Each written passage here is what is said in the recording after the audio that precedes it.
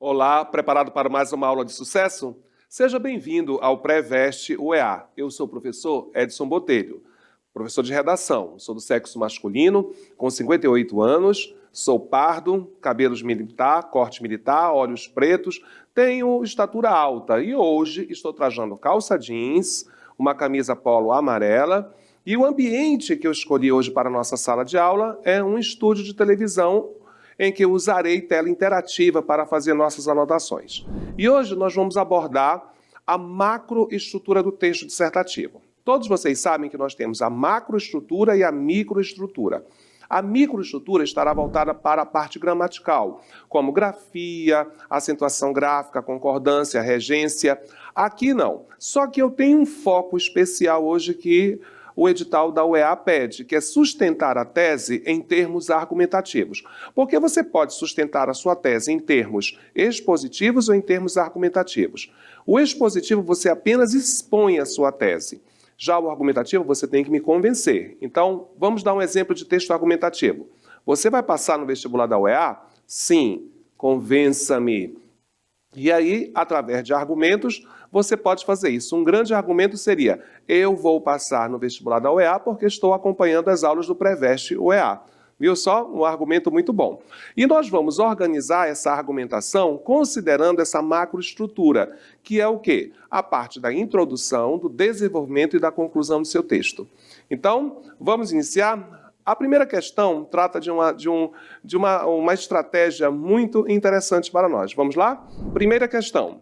Você tem aí um texto, né, em forma de um texto visual.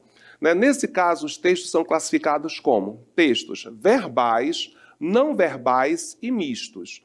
Então, aí você tem um texto misto. O que é um texto verbal? É um texto formado por palavras, tá? Os textos tradicionais. O texto não verbal só tem a imagem e o misto possui os dois. Então você está vendo aí que você tem um texto misto. Uma estratégia que muitas vezes a UEA utiliza para dar base para a sua argumentação. Então, essa questão de 2023 mostra, com base na leitura da charge, é possível depreender que...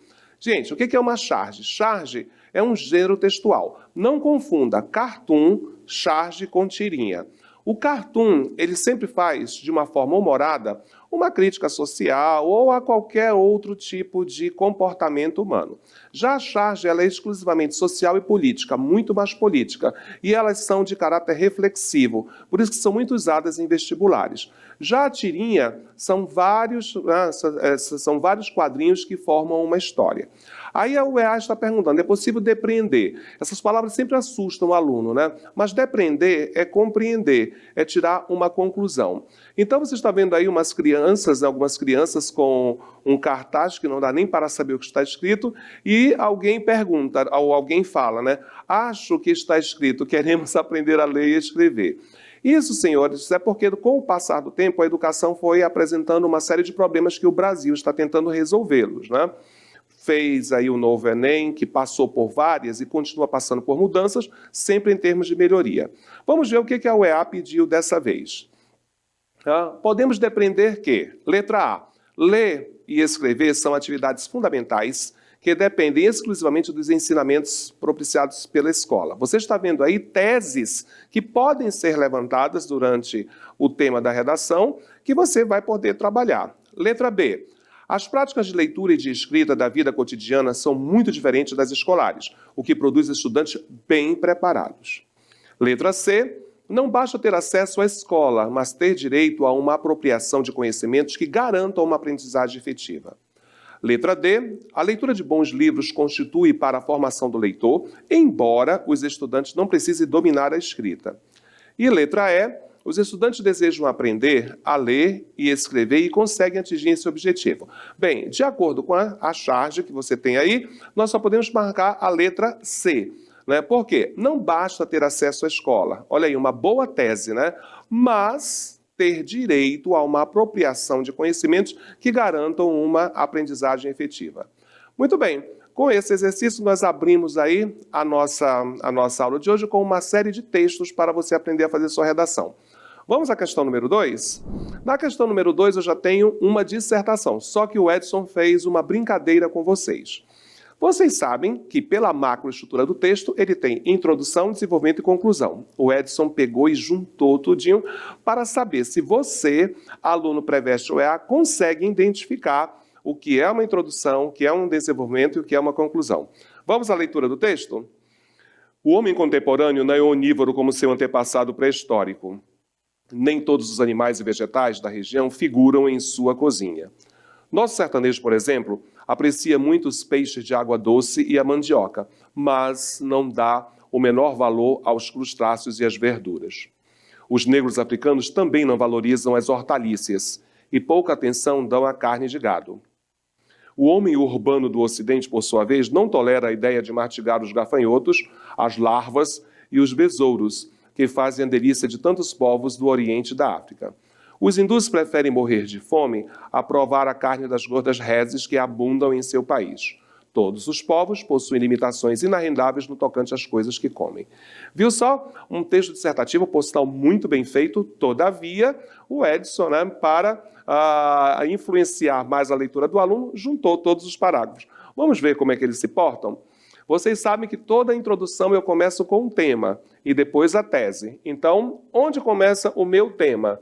Ou minha introdução? Ela vai começar, lógico que aqui, você está vendo claramente, e vai terminar onde? Vamos lá? Olha aí, precisamente aqui. Figuram em sua cozinha. Muito bem, essa é a introdução. O homem contemporâneo não é onívoro, já apresentei o tema. Fiz uma comparação, como seu antepassado pré-histórico.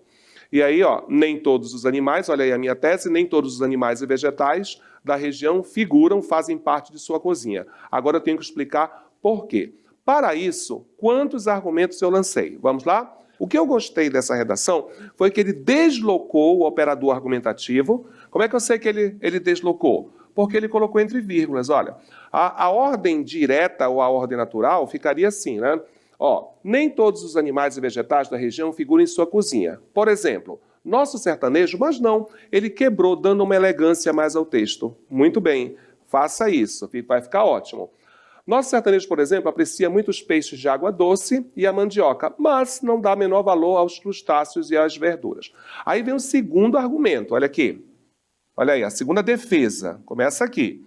Os negros africanos, aí ele colocou o operador argumentativo, também, dando ideia de quê? De adição. Olha que maravilha. Também não valorizam as hortaliças e pouco atenção dão à carne de gado. Então, olha, já tenho 2 argumentos para sustentar a minha ideia.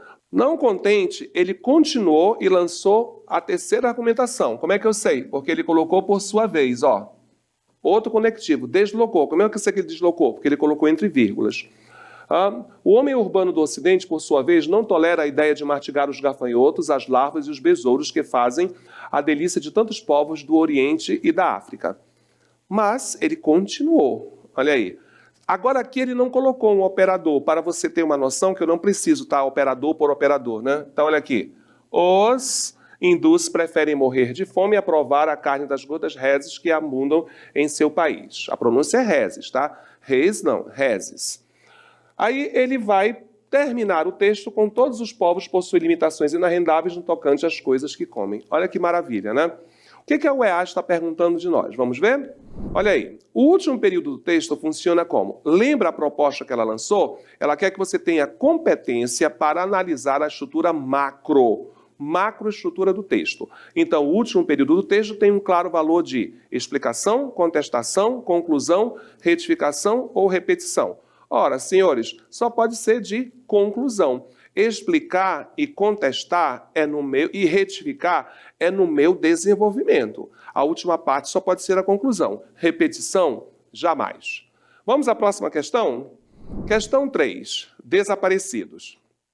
No Brasil, existem dados oficiais que determinem a quantidade de crianças e adolescentes desaparecidos anualmente.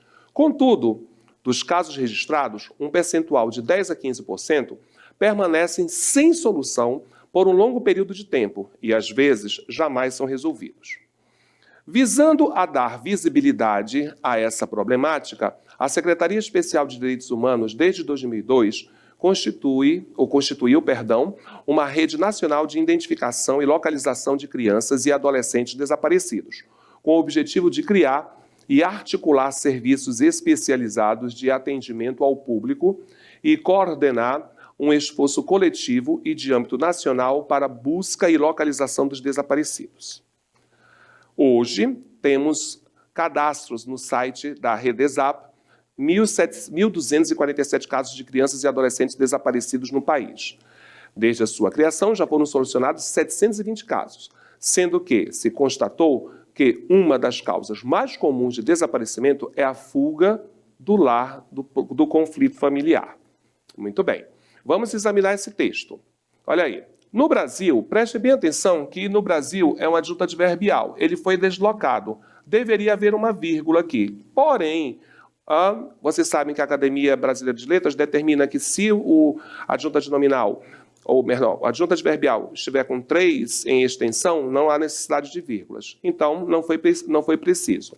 Mas há uma coisa que nós precisamos falar aqui. Prestem atenção. Ele colocou problemática. Evite colocar essa palavra, tá? Coloque problema para que você possa ter a noção do que seria concisão. O que é concisão? Limpeza. Diga o que tem que ser dito, não encha linguiça. O corretor não tem tempo a perder. Uma outra crítica que nós podemos fazer a esse texto é, olha aí, visando dar visibilidade. Cuidado com essa rima, né? Fica assim, né? Muitas vezes os corretores colocam isso até como uma figura de linguagem ou um vício de linguagem, né? Que é a repetição de fonemas. No caso aí nós temos uma aliteração, né? Olha aí, o rato roeu a roupa do rei de Roma, ou então, né, o projeto político pedagógico para a população provocou pânico no povo. Ficou horrível isso, né? Então, cuidado, visando dar visibilidade. Não ficou bem. Então, é dever nosso alterar isso aí. Muito bem. Aí, hoje, temos cadastrados no site da Redesap. A Redesap foi criada em 2011, tá, senhores? E é um ponto da Secretaria de Direitos Humanos que vai recuperar as crianças e adolescentes desaparecidos. Ele deveria ter explicado isso através de parênteses, né? Porque siglas fazem parte da morfologia de processo de formação de palavras, tá bom?